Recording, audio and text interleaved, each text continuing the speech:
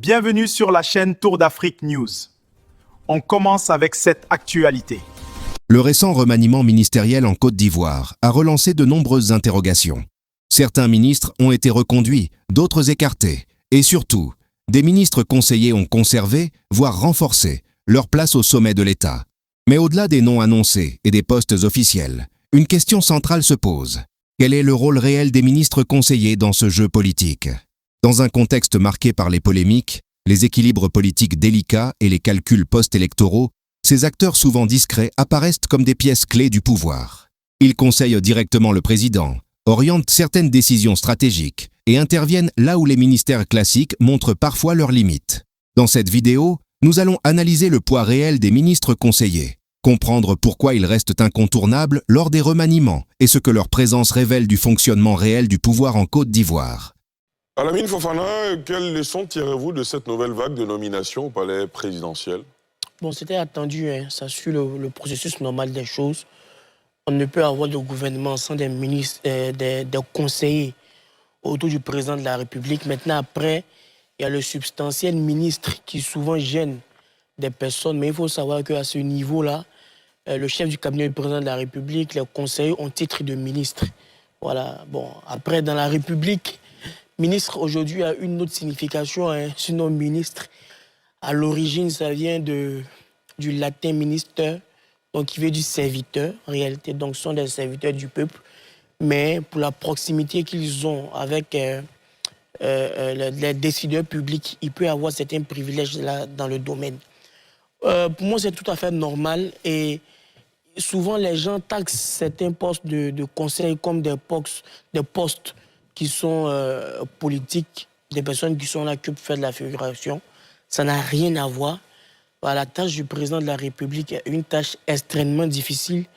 Donc, il a besoin, il y a une nécessité d'avoir dans son équipe gouvernementale des conseillers qui ont une grande maîtrise des dossiers de l'État pour pouvoir l'assister. Raison pour laquelle ce sont des décideurs publics. Le président de la République, c'est un décideur public. Donc, chaque jour, le président ne fait que décider. Mais il décide sur la base d'informations, il décide sur la base des pistes, sur la base des analyses, sur la base des prospections, sur la base des études.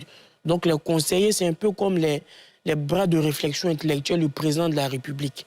En matière de politique publique, avant même de définir les politiques publiques, il faut connaître les besoins et aspirations des populations. Et les besoins et aspirations des populations varient selon les zones, les exigences. Et souvent, les besoins et aspirations des populations sont contradictoires, voire fantaisistes. Donc, soit un exercice d'arbitrage et de priorisation, les conseillers vont faire ce travail de fit-là pour pouvoir présenter au président de la République tel et tel aspect. Donc, si on va de telle manière, on aura tel impact, on aura telle conséquence. C'est quelque chose d'extrêmement important. En ce qui concerne ce que vous êtes en train de dire, c'est que les champs de compétences des ministres sont tellement larges qu'on peut encore avoir besoin de conseillers pour aider dans le traitement de ces questions existentielles. Exactement. Et si je veux faire une fixation sur les deux ministres d'État, conseillers spéciaux du président de la République, c'est des personnes, par exemple, le ministre Adjoumani, il a 7 ans au sommet de l'agriculture, au ministère de l'Agriculture. Donc, agriculture qui est un domaine qui est très capital pour l'économie de la Côte d'Ivoire. Aoussou Jano Kouadjo, de son côté, belle expérience politique au sommet de la primature. Il a été Premier ministre de la République de Côte d'Ivoire. Belle expérience institutionnelle au niveau du Sénat. Donc, c'est des personnes qui sont aguerries et qui ont les compétences pour pouvoir conseiller le président de la République. Donc, il ne faut pas penser que le président de la République est une superbe créature qui sait tout, qui connaît tout, qui maîtrise tout. Et même en situation de connaissance et de maîtrise, il a toujours besoin de ses conseils. Voilà, pour pouvoir lui donner. Donc, c'est quelque chose de très important pour moi. Mohamed Nour. Pardon. Le débat sur les ministres conseillers, parce qu'il y en a qui disent parfois que c'est nécessaire, d'autres disent que ce n'est pas nécessaire. Ça me fait penser un peu au débat qu'on a pu voir ces derniers jours sur le poste de vice-premier ministre. Je reviens rapidement en quelques secondes là-dessus. Moi, je dis qu'il faut être pragmatique, il y a des nominations qui sont faites. Il faut regarder justement l'utilité dans l'appareil politique de la Côte d'Ivoire. On voit dans d'autres pays, à l'étranger, que ce soit en Afrique ou en Europe ou en Amérique, qu'il y a des vice-premiers ministres, il y a des ministres conseillers. Quand vous prenez le cas de l'Italie, où on parle de, je crois, de Soto Segretari, par exemple, qui sont l'équivalent des secrétaires d'État au Canada, etc. Donc les ministres conseillers, en fait, ils interviennent dans des secteurs sectoriels. Vous avez par exemple un ministre conseiller qui peut être en charge des affaires économiques, des affaires portuaires, je prends des exemples comme ça. Et donc, il permet définitivement d'éclairer le processus décisionnel du président de la République. J'ai bien aimé l'expression d'Alamine quand il dit que ce sont des bras droits, des bras de réflexion du président de la République, justement. Et au-delà de ce volet de réflexion, de conseil, le titre de ministre leur permet de pouvoir avoir une sorte de rang protocolaire.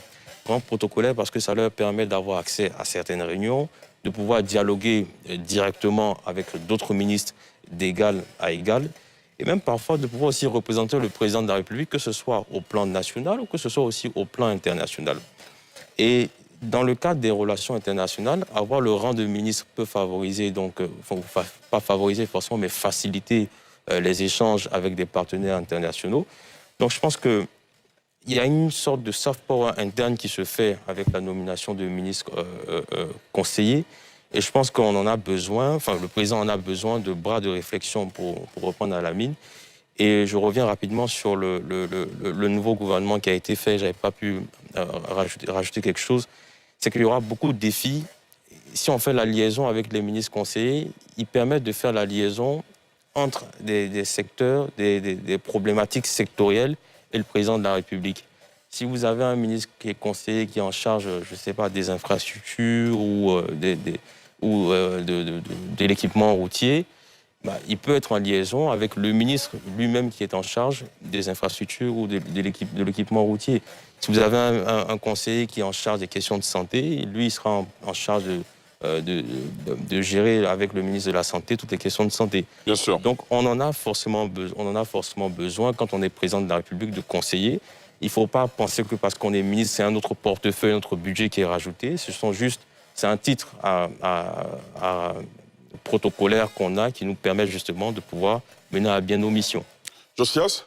Oui, moi je pense que en matière de gestion, de gouvernance, la seule personne qui a même de décider, de faire des choix, c'est le président de la République. On est bien d'accord. Lorsque le président dit aujourd'hui on va créer la fonction de haut représentant du président de la République, de ministre d'État conseiller, c'est le président de la République qui a une vision et pouvoir implémenter cette vision, créer ces fonctions-là. Là où on peut avoir débat, c'est de savoir si on a réellement besoin de ces fonctions-là. Mais qui sommes-nous pour dire si on a besoin ou pas lorsque celui-là même qui est dedans, c'est-à-dire qui est dans la chose, qui voit la chose, dit clairement qu'il en a besoin. Le constat qu'on peut faire ici, c'est s'intéresser aux personnes nommées à ces fonctions-là. On a par exemple M. Aoussou Jano, ancien Premier ministre. On a M. Adjoumani. On a M. Laurent Tchagba. On se rend compte que... Et on a M. Maurice Touakeuse. Lorsqu'on regarde ces profils, par exemple, ces personnalités, on a l'impression que c'est une sorte de... Lorsqu'on parle du ministre d'État conseiller, c'est une sorte de... Tiens ce poste en attendant ou tiens ce poste pour pouvoir travailler avec nous. Comme certains le qualifient généralement dans la société ivoirienne, c'est une fonction pour pouvoir compenser ou récompenser des alliés politiques, compenser ou récompenser certains acteurs qu'on ne veut pas voir à la retraite. Mais lorsqu'on a M. Adjoumani aujourd'hui, on se pose la question de savoir qu'est-ce qui, par exemple, a causé ce décalage-là. Donc, est-ce que M. Adjoumani ne pouvait pas encore rester dans le gouvernement en tant que ministre de l'Agriculture ou à une autre fonction, à un autre département ministériel? Et si on le voit aujourd'hui, au niveau de cette fonction-là, on se demande, est-ce qu'il n'y a pas quelque chose à la réalité qui gênait ou qui n'est pas passé réellement, qui a fait qu'on envoie cette personne-là ici? Ça s'entend plutôt comme une sanction, alors on devrait voir la chose comme une promotion. Parce que passer ministre d'État conseiller... Ou une continuité. Voilà, ou une continuité. Parce que passer ministre d'État conseiller, c'est quitter, par exemple, la primature, si on peut le dire ainsi, pour la présidence. Donc, c'est être au-dessus en termes protocolaires vis-à-vis des ministres. Donc, moi, je pense que, parlant de cette fonction-là, on pourrait encore avoir la discussion, le débat relativement à sa légitimité, mais les choses dépendent, comme je l'ai signifié d'entrée de jeu, du président de la République et de sa vision. Très bien. Alassane ? Quand moi j'ai vu que les ministres sont tous contents pour ceux qui ont été reconduits, quand j'ai vu la vague de félicitations et la façon dont ils en sont fiers, la joie qui les anime après leur reconduction, je me suis dit, or donc, on espérait ne pas quitter le gouvernement. Donc pour ceux qui ont quitté le gouvernement, il y a peut-être une certaine frustration qui est née du fait d'avoir quitté le gouvernement. Parce que vous allez vous poser beaucoup de questions. Est-ce parce que j'ai mal fait la tâche que le président de la République m'a confiée pour qu'il me retire sa confiance? Parce que quand vous lisez même certaines publications faites sur les pages officielles de certains autres ministres, on dit qu'on remercie le président pour la confiance renouvelée. Donc celui qui n'est plus dans le gouvernement, ben voilà, donc lui, la confiance n'a pas été renouvelée. Et étant donné que ce sont des personnalités politiques qui ont un ancrage très fort, moi j'y vois dans ces nominations de ministres conseillers une stratégie politique. Aoussou Jano, ce n'est pas n'importe qui dans le Vébaoulé. Kobena Kwasi Adjoumani, ce n'est pas, pardonnez-moi, n'importe qui dans le Gontougo. Mabri Touakeuse, lui-même, il était à la tête, il est toujours à la tête d'un parti politique il était à la tête d'un parti politique qui fait partie des membres fondateurs de la coalition RHDP et puis après du parti unifié RHDP. Donc moi j'y vois, parce que le président Ouattara, c'est l'un des hommes politiques les plus malins de notre époque, moi j'y vois une volonté de ne pas laisser ces personnalités si importantes politiquement sans rien faire. Donc je les utilise autrement, mais à bon escient et peut-être au moment opportun. Oui, ils ne sont plus dans le gouvernement, mais ils peuvent aider, comme l'ont appelé tous les autres, à prendre des décisions. Ils peuvent aider de leurs expériences. Tout à l'heure, Gaël Lakpa a parlé de mévente du cacao. Kobena Kwasi Adjoumani peut être dépassé par la situation actuelle des choses, mais peut toujours avoir des leviers nécessaires. Il a peut-être des contacts importants. Il a des conseillers à lui aussi qui pourraient donner une autre lecture de la situation au ministre qui vient de faire son entrée et au président de la République pour pouvoir évoluer, améliorer les choses. Donc moi j'y vois, oui, ce rôle important de conseil pratique aux ministres qui viennent d'arriver et au président de la République lui-même, mais j'y vois surtout aussi une manœuvre du président de la République pour garder à ses côtés des personnalités importantes comme Aoussou Jano, Mabri Touakeuse, Kobena Kwasi Adjoumani ou même Bouaké Fofana, qui dans le Ourodougou n'est pas n'importe qui aujourd'hui. Donc ces personnalités qui sont des figures importantes, parce que quand on regarde, c'est des présidents de conseils régionaux pour la plupart. Donc il faut les garder, mieux vaut les avoir avec soi que contre soi, ou bien à la merci des partis politiques d'opposition, pourquoi pas. On serait au football, on aurait parlé de profondeur de banc. Absolument. Avoir tous les cadres, toutes les forces autour de soi en vue de les utiliser à bon escient en fonction des situations, au gré des défis du moment. On termine sur ce sujet avec vous, Aouma Gaël Lakpa. Alors, on va regarder bien, on voit ministres, conseillers. Moi, je les vois comme des super ministres. Pas comme des ministres, tout simplement parce que les ministres du gouvernement dépendent, bien leur première hiérarchie au-dessus d'eux, c'est le Premier ministre. Or, ceux-ci, ils sont rattachés directement à la présidence, directement au président de la République. Et on ne voit pas ministre, conseiller spécial chargé de temps ou de temps. Je pense qu'ils ont les cartes en main, ils peuvent intervenir dans n'importe quel dossier tant que le président de la République a besoin d'eux. On remarque qu'ils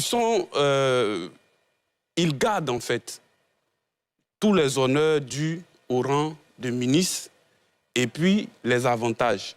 Mais vis-à-vis du président de la République, ils apportent leur expérience, leur expertise. Les autres l'ont déjà dit, quand on voit les différents profils, Adjoumani, le ministre Adjoumani, Laurent Tchagba, qui d'autre Bouaké Fofana et puis Aoussou Jano par exemple. Pour la plupart, ce sont des gros calibres, ce sont des dinosaures.